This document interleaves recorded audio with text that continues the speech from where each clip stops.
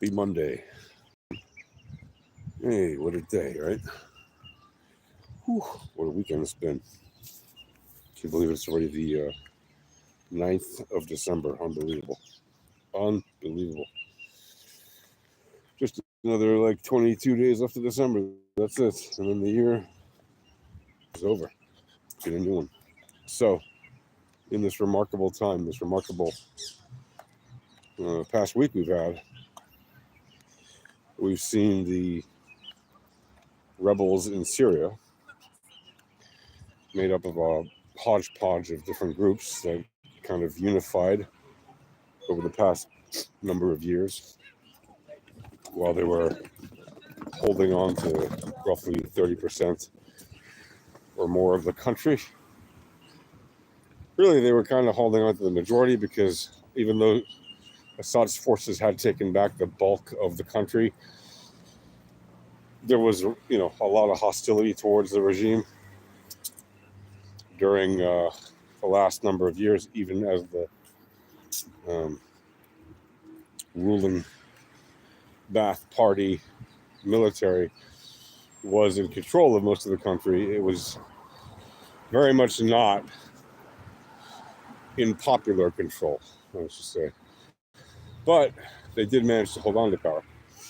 And 2 days ago,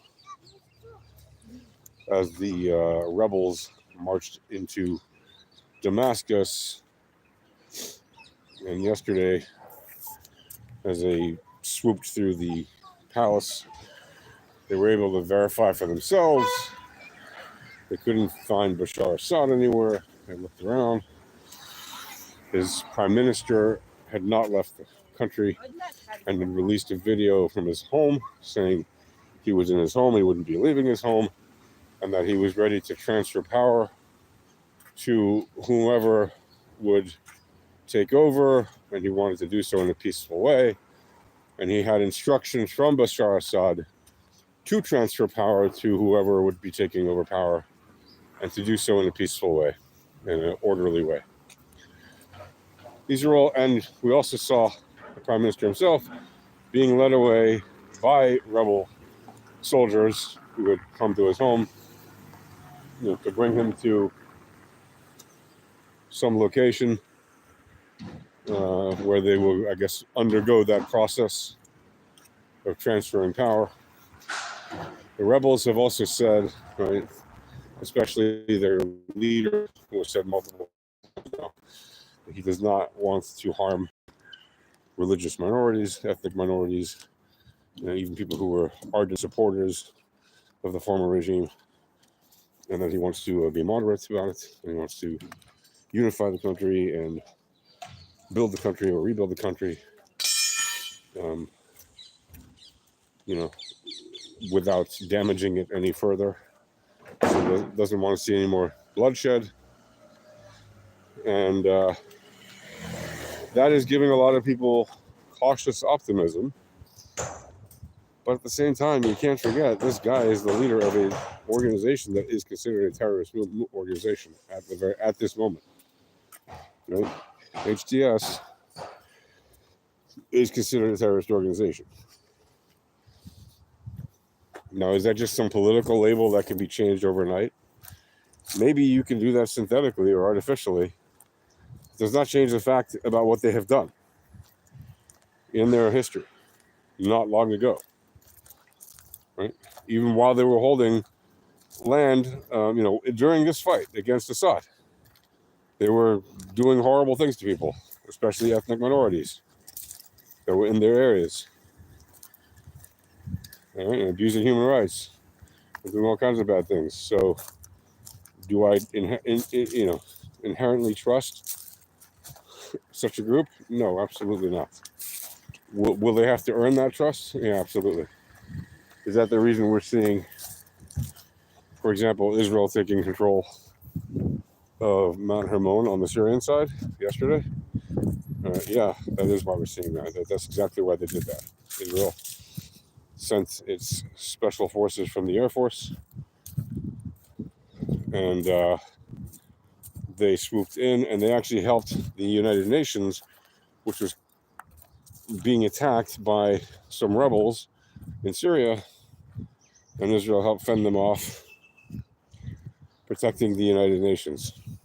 Because remember, there's the UNDOF, which is a group of UN soldiers in Syria that monitor the disengagement areas, the disengagement observer force, right? The demilitarized observer force. They monitor the demilitarized zone, the buffer zone between Israel and Syria. And yesterday, Israel took it upon itself, basically saying, listen, we used to have an agreement with Syria. We had an agreement with Syria, signed after the 1973 Yom Kippur War. And now that agreement is no longer valid since that government no longer exists, which is a bit of quite a thing to say, but okay.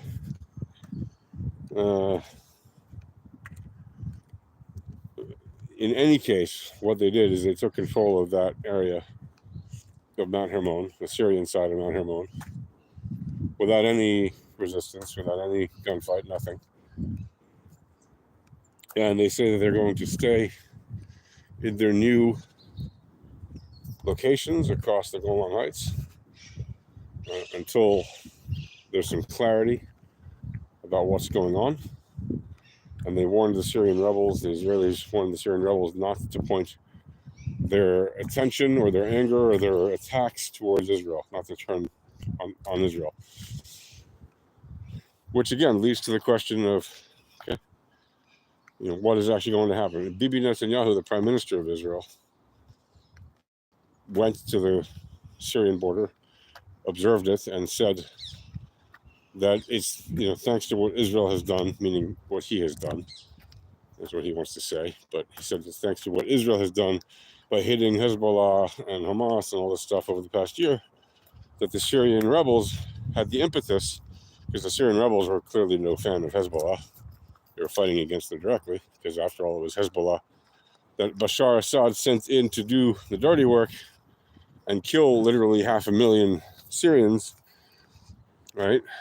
And the Hezbollah did a lot of that. And so the Syrian rebels certainly don't like Hezbollah, which is why, if you remember back in September, when a lot of people across Syria and Lebanon and elsewhere were celebrating the death of Hassan Nasrallah, and all the lefties in the West were like, huh? Why do they not like Nasrallah?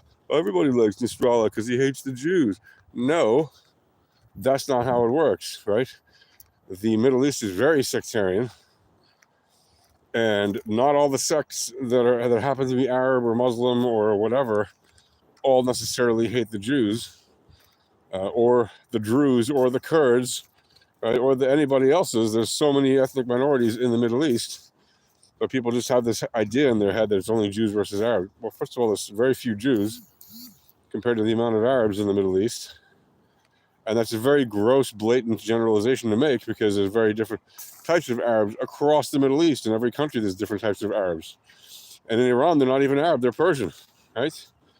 And the Alawites that Assad's regime, was tied to, because his family was Alawite, they're like a branch of the Shia Muslims that you have in Iran, but they're not the same, right? They're a branch that spun off the Shias, but that adopted some Sunni practices as well.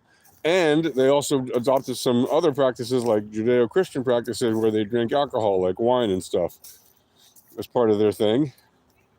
And they have a kind of a more universal approach to their outlook on the whole religion thing, which is why they're not very extremist, and which is why the whole socialist, movement in Syria was able to take off as well as it did when Bashar Assad's father took power, Hafez Assad, and which I remind you again, Hafez Assad took power in a coup. And yes, you can argue, well, it was a bloodless coup. It was still a coup, and it was not like the entire procedure was bloodless. But okay, let's put that aside and say, yes, in the moment of the actual coup, when he took actual power, yes, that was bloodless. But the years leading up to it, I wouldn't say Syria was a bloodless situation, right? Anyway, point is, there is reason for some cautious optimism, that we have not just a new day, with a potential for a better situation for the Syrian people and the people of the region. But there's also, realism that what we have now is another Islamist extremist state, and it happens to be right on the border of Israel and Lebanon and Turkey and Iraq.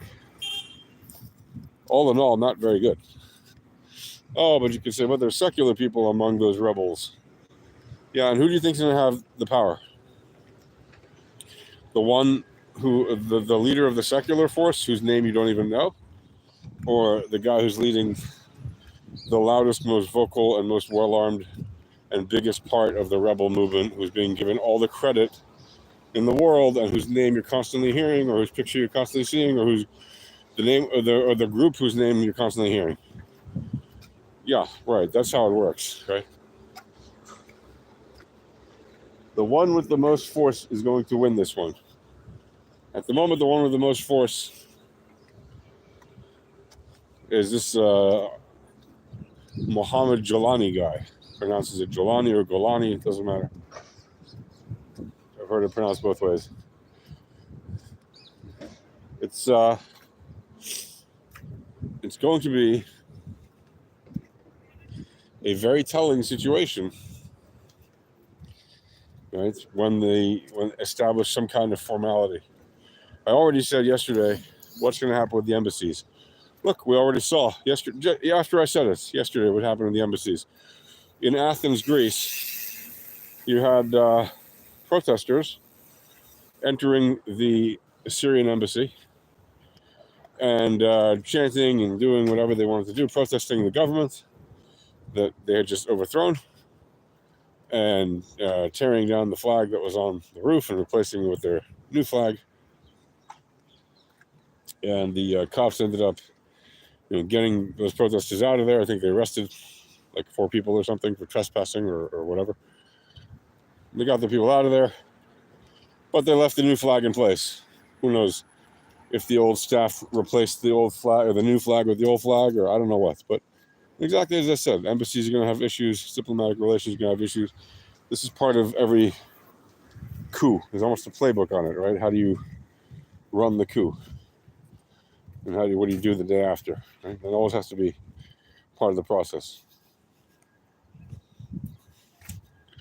So consider that. Consider that is going to affect the reality, of the politics, the realpolitik, if you will, of the relations between the new Syria and all of its neighbors and all of the other countries that it has relations with.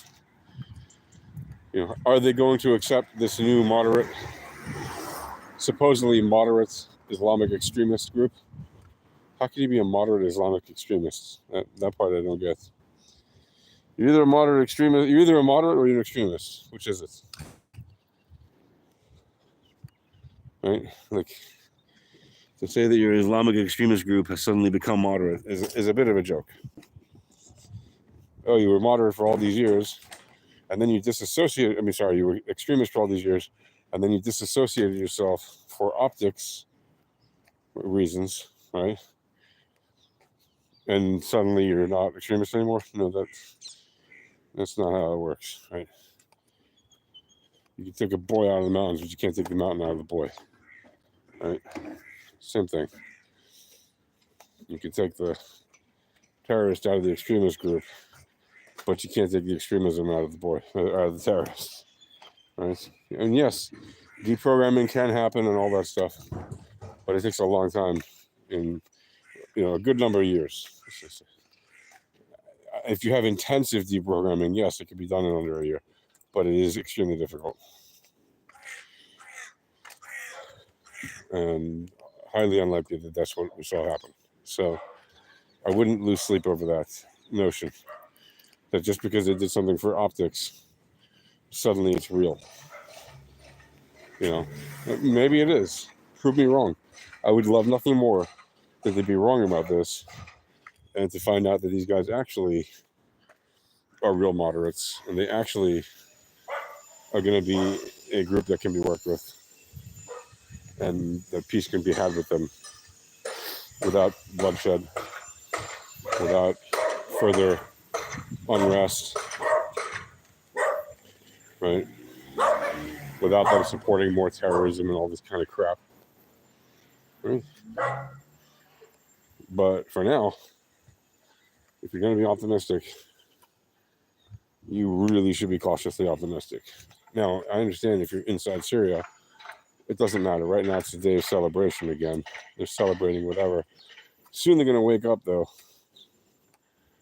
and they're going to see that, yes, you got rid of one bad egg, but so far, hey, what's up?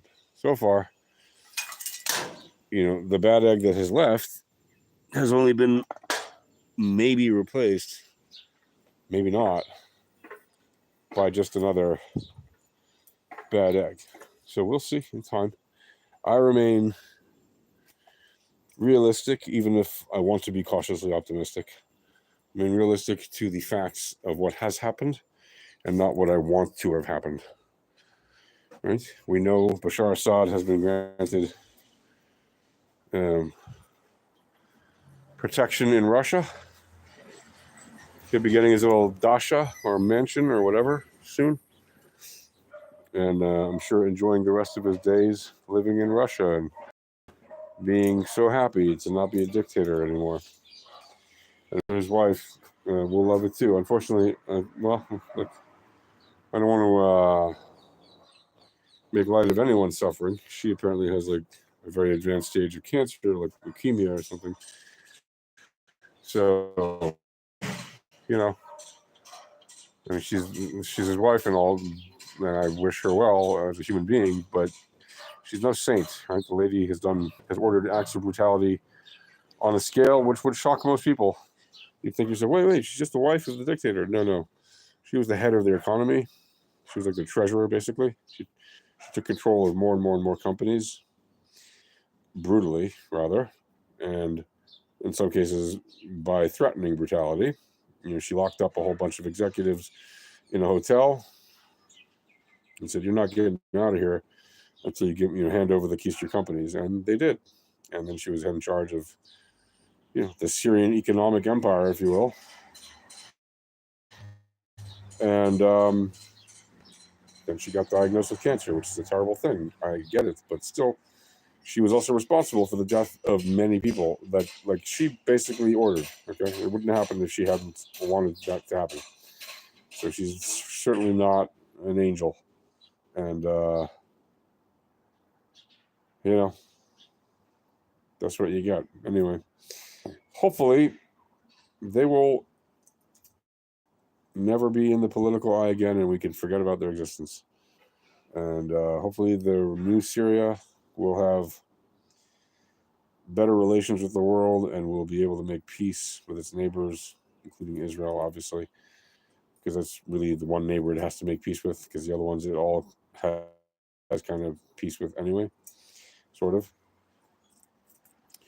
And it's hopeful, but realistically, being in northern Israel, I can tell you, the army is certainly not letting up its guard now that Assad has fallen, right? And that there's a supposed ceasefire with Hezbollah, which is constantly being violated every day, which I said would happen.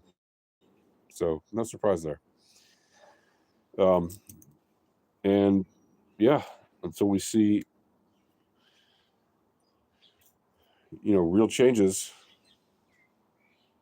we are where we are. So for now, that's it, guys. Take care and pass it along. Subscribe, do whatever you got to do to help boost the signal on this channel. And that's it. I'll talk to you guys later. See ya.